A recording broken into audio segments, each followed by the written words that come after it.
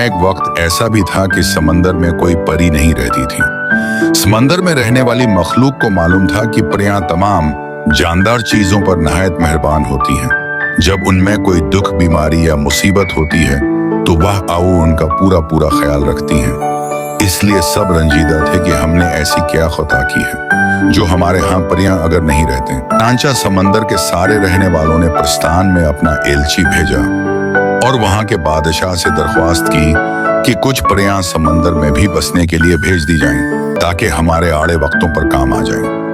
एलची जब प्रस्थान के बादशाह की खिदमत में हाजिर हुआ तो उसने अर्ज की, जो परियां हमारे यहाँ अगर रहेंगी हम उनके साथ नहायत मेहरबानी से पेश आएंगे और उन्हें खुश रखने में हत्ती अल मकदूर कोई किसर नहीं रखेंगे।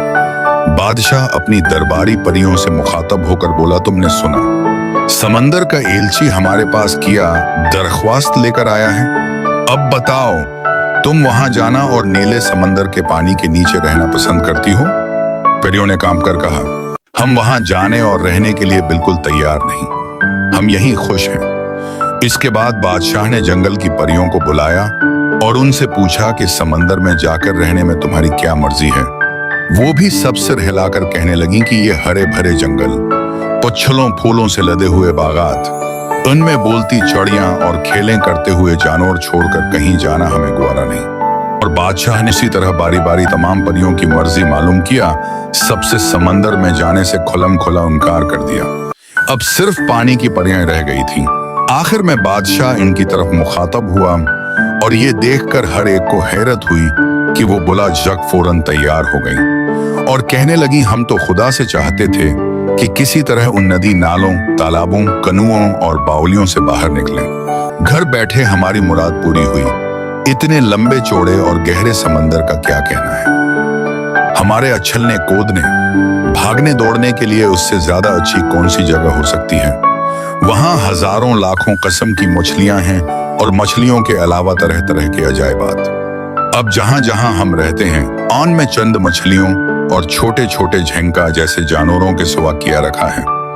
बड़े से बड़ा दरिया भी हमारे लिए काफी नहीं, जबकि नदी नालों को हम कैद खाने से कम नहीं समझते। हुजूर, हमारी उससे बढ़कर कोई तमन्ना नहीं कि हम समंदर की परियां बन जाएं।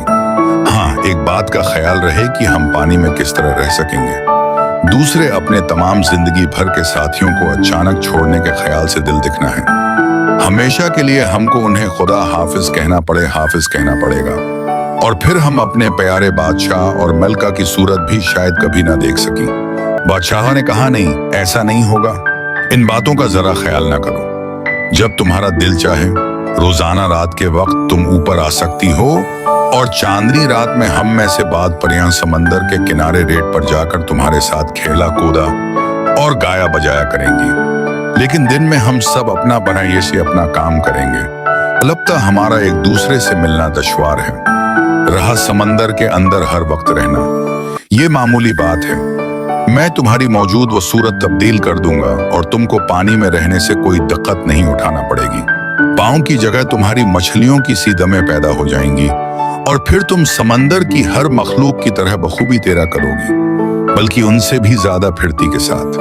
बादशाह की ये तकरीर सुनकर समंदर का एलची भी खुश हो गया कि उनकी अर्ज भी कबूल हो गई और समंदर की नई परियां भी खुश थीं कि उन्हें समंदर की नई हुकूमत मिली।